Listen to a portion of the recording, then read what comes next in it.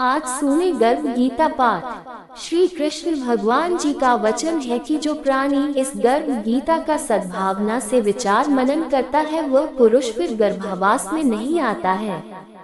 अर्जुनोवाच हे कृष्ण भगवान, ये प्राणी जो गर्भवास में आता है वह किस दोष के कारण आता है? हे प्रभु जी, जब ये जन्मता है तब इसको जरा आदि रोग लगते हैं, फिर मृत्यु होती है। हे स्वामी, वह कौन सा कर्म है जिसके करने से प्राणी जन्म मरण से रहित हो जाता है? श्री भगवानोवाच हे अर्जुन, यह मनुष्य जो है सो अंधा व मूर्ख है जो संसार के साथ प्रीति करता है। ये पदार्थ मैंने पाया है और वह मैं पाऊंगा, ऐसी चिंता इस प्राणी के मन से उतरती नहीं। आत्महर माया को ही मानता है, इन बातों को करके बार बार जन्मता और मरता है, वह गर्भ विषय दुख पाता रहता है। अर्जुनोवाच हे श्री कृष्ण भगवान, यह मन मस्त हाथी की भांति है, तृष्णा इसकी शक्ति है। यह मन तो 5 इंद्रियों के वश में है, काम, क्रोध, लोभ, मोह और अहंकार, इन पांचों में अहंकार बहुत बली है। सो कौन यत्न है जिससे मन वश में हो जाए? श्री भगवानोवाच हे अर्जुन, यह मन निश्चय ही हाथी की भांति है, तृष्णा इसकी शक्ति है। मन 5 इंद्रियों के वश में है, अहंकार इनमें श्रेष्ठ है। हे अर्जुन, जैसे हाथी अंकुश कुंडों के वश में होता है, वैसे ही मन रूपी हाथी को वश में करने के लिए ज्ञान रूपी अंकुश है। अहंकार करने से यह जीव नरक में पड़ता है। अर्जुनोवाच हे भगवान, जो एक तुम्हारे नाम के लिए वन खंडों में फिरते हैं, एक वैरागी हुए हैं, एक धर्म करते हैं, इनको कैसे जाने? जो वैष्णव हैं, वे कौन हैं? श्री भगवानोवाच हे अर्जुन, एक वे हैं जो मेरे ही नाम के लिए वनों में फिरते हैं, वे सन्यासी कहलाते हैं। एक वे हैं जो सिर पर जटा बांधते हैं और अन्न पर भस्म लगाते हैं, उनमें मैं नहीं हूँ क्योंकि इनमें अहंकार है, इनको मेरा दर्शन दुर्लभ है। अर्जुनोवाच हे भगवान, वह कौन सा पाप है जिससे स्त्री की मृत्यु हो जाती है? वह कौन सा पाप है कि जिससे पुत्र मर जाता है? और नपुंसक कौन पाप से होता है?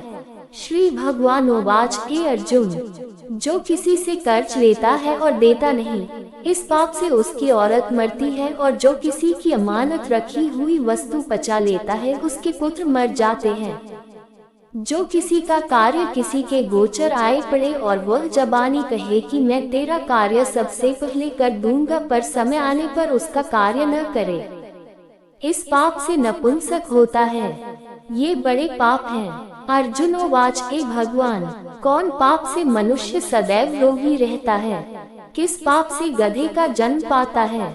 स्त्री का जन्म तथा टट्टू का जन्म क्यों कर पाता है, और बिल्ली का जन्म किस पाप से होता है? श्री भगवानोवाच हे अर्जुन, जो भी मनुष्य कन्यादान करते हैं और इस दान में मूल्य लेते हैं, वे दोषी हैं, वे मनुष्य सदा रोगी रहते हैं। जो विषय विकार के वास्ते मदिरा पान करते हैं, वे टट्टू का जन्म पाते हैं, और जो झूठी गवाही भरते हैं, वे औरत का जन्म पाते हैं। जो औरतें रसोई बना के पहले आप भोजन कर लेती हैं और पीछे परमेश्वर को अर्घ्य दान करती हैं, तो वे बिल्ली का जन्म पाती हैं, और जो मनुष्य अपनी झूठी वस्तु दान करते हैं, वे औरत का जन्म पाते हैं, वह गुलाम औरतें होती हैं। अर्जुनोवाच हे भगवान, कई मनुष्यों को आपने सुवर्ण दिया है, सो उन्होंने कौन सा पुण्य किया है? और कई मनुष्यों को आपने हाथी, घोड़ा, रथ दिए हैं, उन्होंने कौन सा पुण्य किया है? श्री भगवानोवाच हे अर्जुन, जिन्होंने स्वर्ण दान किया है उनको घोड़े वाहन मिलते हैं। जो परमेश्वर के निमित्त कन्यादान करते हैं सो पुरुष का जन्म पाते हैं। अर्जुनोवाच हे भगवान, जिन पुरुषों के अंदर विचित्र देह है, उन्होंने कौन सा पुण्य कार्य किया है? किसी किसी के घर संपत्ति है, कोई विद्यावान है, उन्होंने कौन सा पुण्य कार्य किया है?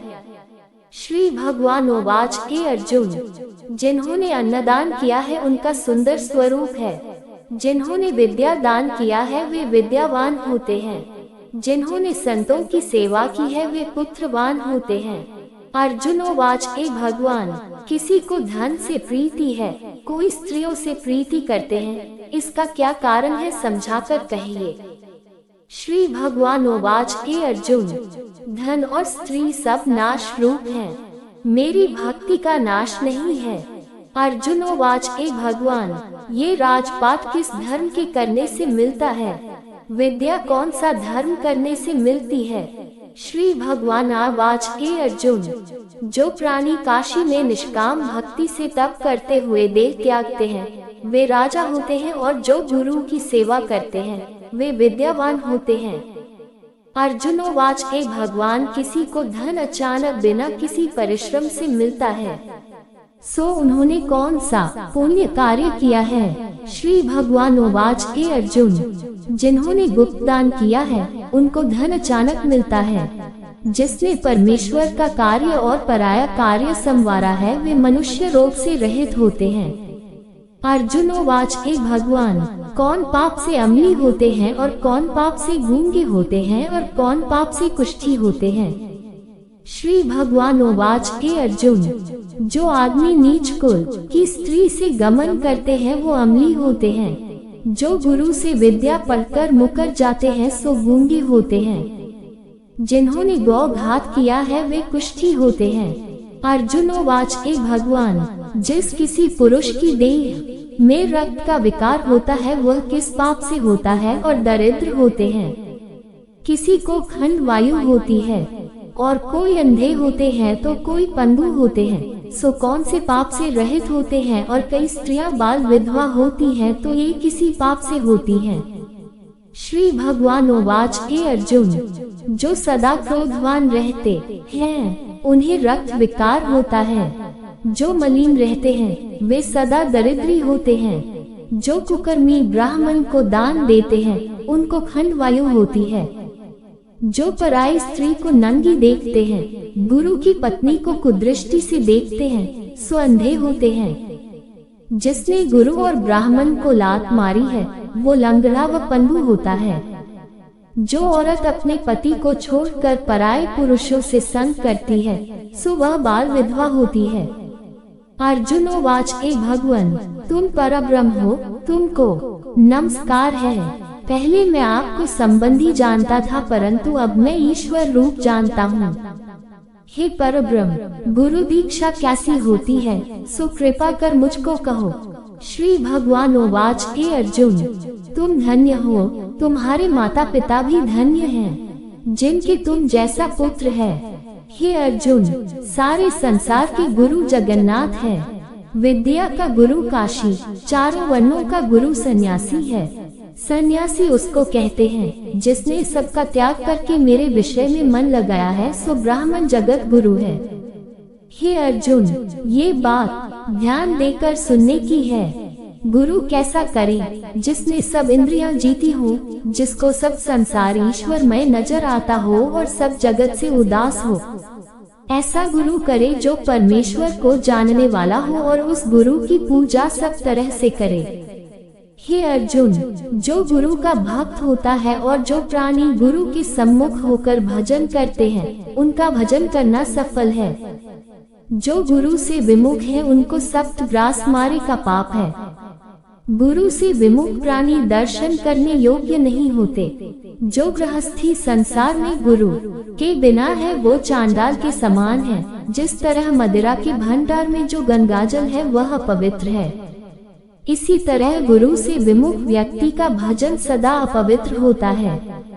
उसके हाथ का भोजन देवता भी नहीं लेते, उसके सब कर्म निष्फल हैं। कुक, सूक, गदर्भ, काक, ये सब की सब योनियां बड़ी खोटी योनियां हैं। इन सब से वह मनुष्य खोटा है जो गुरु नहीं करता। गुरु बिना गति नहीं होती, वह अवश्य नरक को जावेगा।